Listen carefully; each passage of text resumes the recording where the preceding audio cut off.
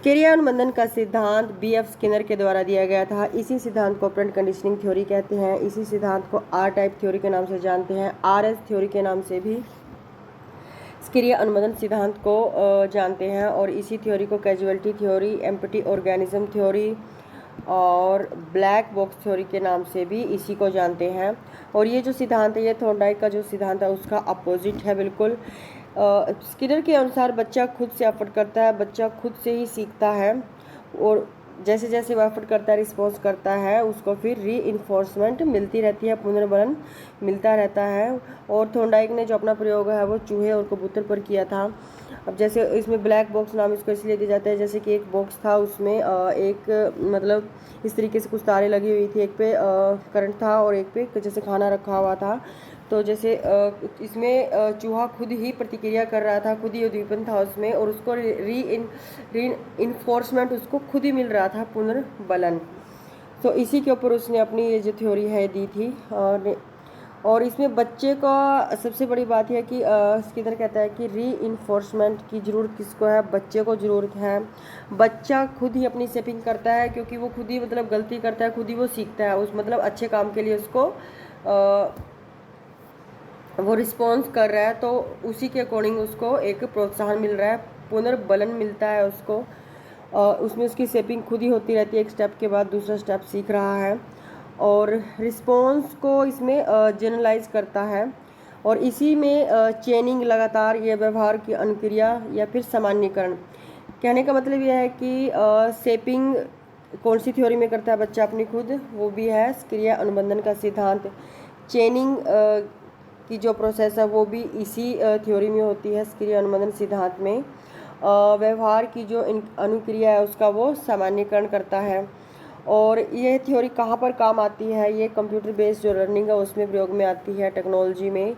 अब जैसे अगर ऑनलाइन हम कोई टेस्ट दे रहे हैं तो वहाँ पर अगर रॉन्ग हमने कोई आंसर सेलेक्ट किया तो वो रेड हो जाएगा, ग्रीन अगर सेलेक्ट किया तो वो राइट आंसर हमने सेलेक्ट किया तो वो ग्रीन हो जाएगा। तो वहाँ पर बच्चा बहुत कुछ खुद से सीखता रहता है, खुद ही वो मिस्टेक कर रहा है, खुद ही वो रिस्पॉन्स कर रहा है और उसको वहाँ पर पुनर जो बलन है वो मिल रहा है। और इसमें मतलब टुकड़ों में बांटकर कार्य किया जाता है। इसमें टीचर जैसे कि अभिक्रमित अधिगम प्रोग्राम लर्निंग, इसमें क्या होता है कि भागों में बांटकर बच्चा सीखता है। इसमें टीचर नहीं होता, बच्चा खुद से सीखता है एक स्टेप बाय स्टेप। और प्रोग्राम जो लर्निंग है इसमें इसके आगे दो पार्ट हैं। ये दो प्रकार की होती है, एक है लीनियर लर्निंग और है एक ब्रांचिंग लर्निंग। लीनियर जो है वो रेखीय है और जो शाखीय जो लर्निंग है, ब्रांचिंग लर्निंग है, उसको नॉर्मन एक क्राउडर के द्वारा दिया गया था। जबकि जो रेखीय अधिगम का जो है वो किसके द्वारा दिया गया है? वो स्किनर ने ही दिया है। और रेनफोर्समेंट में एक इम्पॉर्टेंट टॉपिक है, अगर रेनफोर्समेंट की बात करें, री इन्फोर्समेंट की, इसमें जिसके द्वारा रिस्पॉन्स, इसमें क्या होता है कि पुनर्बलन में क्या होता है कि रिस्पॉन्स उसका इंक्रीज होता रहता है। और जो ये रिस्पॉन्स है वो भी दो प्रकार का होता है, पॉजिटिव एंड नेगेटिव, सकारात्मक पुनर्बलन और नकारात्मक पुनर्बलन। और नकारात्मक का मतलब ये नहीं है कि वो नेगेटिव है, ये भी अपने आप में एक पॉजिटिव री इन्फोर्समेंट होता है। और अगर हम बात करें कि जो पॉजिटिव री इन्फोर्समेंट है वो कितने प्रकार का होता है, वो भी दो प्रकार का है, प्राइमरी और सेकेंडरी।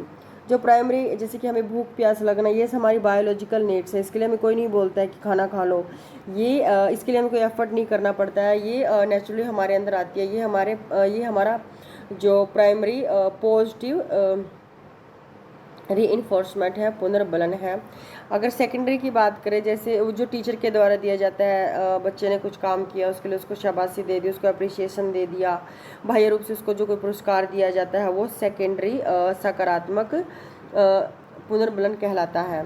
और अगर हम नकारात्मक की बात करें तो जो कुछ हमें जैसे कि परेशान कर रहा है, जैसे कि हमने तेज़ धूप में सनग्लासेस लगा लिए, तो ये हमारा है, तो ये पॉजिटिव, बट कौन सा हम नेगेटिविटी को हमने इसमें हटा दिया ना, नकारात्मक पुनर्बलन है। इसमें हमने जिस चीज़ से हमें नुकसान हो रहा था हम उसी को ही हटा देते हैं। सो अगर री इन्फोर्समेंट शब्द की बात करें तो ये किसने दिया था? पहली बार दिया था थॉर्नडाइक ने। री थ्योरी किसने दी थी? CL हल ने दी थी। और री जो कॉन्सेप्ट है वो स्किनर ने दी थी। शब्द दिया था थॉर्नडाइक ने, थ्योरी दी थी CL हल ने री की, और जो कॉन्सेप्ट है वो है BF स्किनर के द्वारा दी हुई। आगे देख लेते हैं इन्वेंट्री ऑफ री पुनर्बलन की जो अनुसूची है, टेबल है, वो क्या है, उसमें क्या कुछ है, वो उसको डिस्कस करते हैं। ये दो प्रकार की होती है, सतत पुनर्बलन और आंशिक पुनर्बलन, कॉन्टिन्यूस एंड पार्सल री। सो एक बार हम देख लेते हैं कि जो सतत पुनर्बलन है वो क्या है। अगर सतत पुनर्बलन की बात करें, इसमें प्रत्येक प्रक्रिया पर बार बार रिस्पॉन्स करते हैं। मतलब जैसे कोई अच्छा काम किया बच्चे ने, अच्छे कपड़े डाल लिए, कोई अच्छा लेसन क्वेश्चन याद करके सुना दिया, या क्लास में कोई अच्छी एक्टिविटी की है, या हर रोज़ बच्चा कोई सेम एक्टिविटी कर रहा है और टीचर उसको बार बार मतलब उसकी सराहना कर रहा है, उसको अप्रिशिएशन दे रहा है सेम चीज़ के लिए, तो ये इतना इफ़ेक्टिव नहीं होता है। और अगर आंशिक पुनर्बलन की बात करें तो ये कभी कभार होता है और ये इफ़ेक्टिव होता है। और अगर आंशिक पुनर्बलन के टाइप की बात करें तो ये भी दो प्रकार का होता है। ये एक तो होता है अंतराल पुनर्बलन और एक होता है रेशो। सो ये देख लेते हैं ये कौन सा होता है। अगर इफेक्ट की बात करें तो पार्शियल जो पुनर्बलन है, आंशिक पुनर्बलन है, वो ज़्यादा इफेक्टिव होता है, जो कि कभी कभार दिया जाता है। अब टीचर बच्चे को नहीं पता कि टीचर उसकी कब उसने जो क्लास वर्क किया है, जो भी उसकी एक्टिविटी है, उसकी कब तारीफ़ करेगा, कब उसको अप्रिशिएशन मिलेगा, कब उसको कोई रिवॉर्ड मिलेगा। सो ये ज़्यादा इफ़ेक्टिव होता है। अगर हम बात करें इन दोनों में इसके जो टाइप हैं पार्शियल के, अनुपात और अंतराल, ये देख लेते हैं एक बार।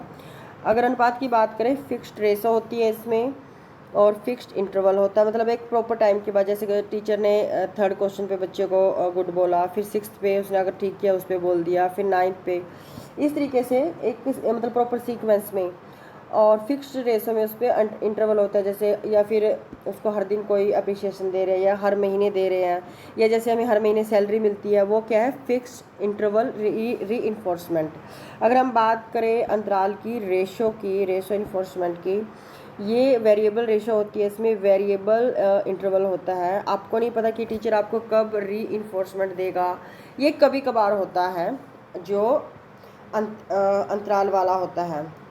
और अगर हम आगे बात करें कि जैसे कि री थ्योरी की हमने बात की है कि BF स्किनर ने हमें क्रिया अनुबंधन का जो सिद्धांत है वो दिया है।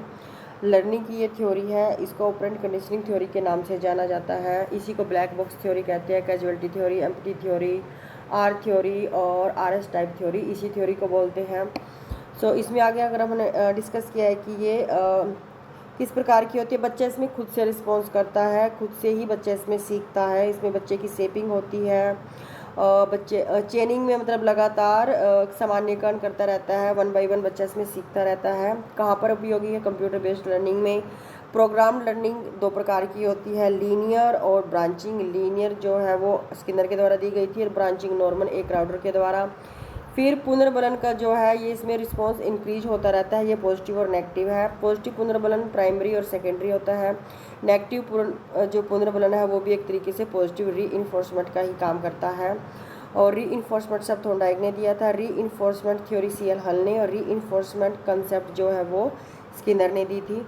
इसके बाद हम इन्वेंट्री की बात करते हैं, री की पुनर्बलन की। ये सतत पुनर्बलन और आंशिक पुनर्बलन होता है। सतत में कॉन्टीन्यूस प्रभावशाली, इसमें प्रत्येक प्रक्रिया पर रिस्पॉन्स करता है बार बार, मतलब उसको हर बार रिस्पॉन्स दिया जाता है, बच्चा जो भी वर्क कर रहा है, तो वो बच्चे के लिए इतना इफेक्टिव नहीं होता है। बट जो कभी कभार रिस्पॉन्स दिया जाता है, उसको कोई प्रतिक्रिया दी जाती है, तो वो ज़्यादा इफेक्टिव होती है। अब आंशिक पुनर्बलन के भी दो टाइप हैं, अंतराल पुनर्बलन और अनुपात। जो अनुपात पुनर्बलन है वो फिक्स होता है, फिक्स टाइम पे दिया जाता है, जैसे हर महीने आपको सैलरी मिलती है या हर दिन आपको कोई चीज़ दी जा रही है। और अगर अंतराल की बात करें, अंतराल में वेरिएबल रेशो होती है, आपको नहीं पता कि टीचर आपको कब री देने वाला है। यही था BF स्किनर का सिद्धांत, क्रिया अनुबंधन का सिद्धांत।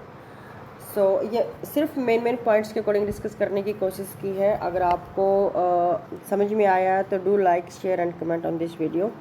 Have a good day. Thank you.